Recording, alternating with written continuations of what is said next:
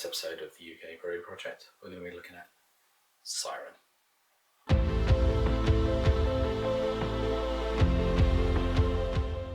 Siren, or to give them their full name, Siren Craft Brew, are based in Berkshire near the village of Finchhampstead in Wokingham area. So, little tidbit, Wokingham was once famous for its bull baiting, which is a blood sport where you pit a bull against another animal, usually a dog. The sport was prohibited in 1821, but just thought I'd give a little tidbit on Wokingham area there. So the story of Siren Craft Brew begins in 2009 with Darren Hanley. He had his first taste of hoppy modern craft beer from Brewdog, and he went on a journey, home brewing and finding out how beer could be more than just a 4% Golden Ale. In 2011, Darren sold his IT security business. In 2012, he went to the Brewers Conference in San Diego, where he received some very good advice. So the first piece of advice came from Jasper Cuphage, and my pronunciation, I'm just not very great on that, Cuphage, who was the founder of Camden Brewery, who told him, whatever the size of brewery you have in mind, double it. And if you can afford to, triple it. So that was one piece of advice. The next piece of advice came from Kelly Ryan of Thornbridge, who told him, no matter how good a brewer he thinks he is, you best get a brewer. So get a proper brewer in. So Darren actually hired Ryan Whittermayhew as his head brewer, and in 2013 he founded Siren Brewery, or Siren Craft Brew, sorry. The first beer they brewed was a 9% strong ale. The first core beers were the Soundwave IPA. They also had their Undercurrent and Broken Dream. So I don't have the Undercurrent here, but I've got two of those first core beers that they had there. What I'm going to do is I'm going to crack open the Soundwave IPA, which is their headline beer, I would say, at the moment. So I've got my Siren glass, I've got the beer, let's pour this out.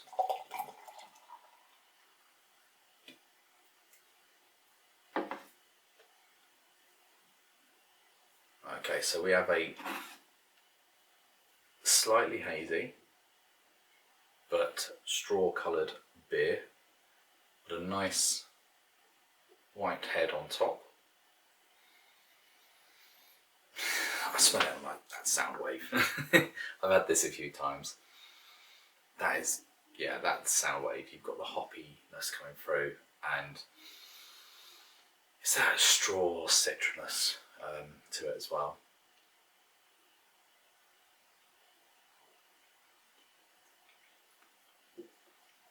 It's the straw flavour that is in there a lot on this that sort of stands out to me. I know it's tropical and straw, really good. Really good, that is. Classic sort of beer from them. So, the name of Siren Brewery. So, the name was supposedly chosen based around Greek mythology. So, the sirens were luring in sailors with their seductive songs, and they state this is the aim of their brand, to lure in drinkers with the flavours. Also, the S, which is probably best represented on this, also has a hook or barb hook on it, which is very much like sailors would have, and it's the whole idea of sirens, sea, sailors, all goes well together. They started the brewery with a 5,000 litre smart brew kit, which is big, quite big for a start-up brewery. In 2014, a bottling line was installed, enabling them to bottle 2,000 beers an hour. Siren also launched what they entitled their Rainbow Project. In 2014, they got together 7 UK brewers, paired them randomly with 7 colours from the rainbow, and asked them to brew a beer inspired by that colour. They carried on with that sort of theme and have passed the baton on since to someone else, but it was the early collaboration in the UK at that stage, or brewers not collaborating as such but working together Since the brewery opened, they've always had a tap room. However, when the brewery expanded in 2015, they actually closed the tap room and only operated a bottle shop at that stage. But thankfully, it wasn't too long. In 2017 December, the brewery reopened that tap room in the form of what they call their tap yard at the front. So, outside seating plus the inside drinking area. As I was saying, alluded, that Rainbow Project, I think they handed over to Left Hand Giant to run and manage that in 2018, as they felt they'd run the project for long enough and they'll give it over to another small brewery to deal with.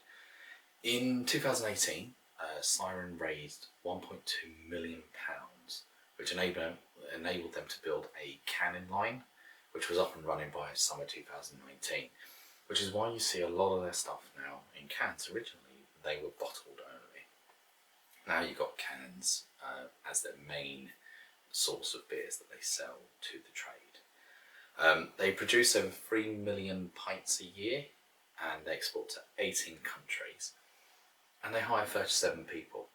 So 37 people running a brewery producing 3 million pints, going to 18 countries. Quite crazy when you look at that. The current head brewer is Sean Knight, who previously worked at Sandbrooks as head brewer and then at Four Pure as head of ops.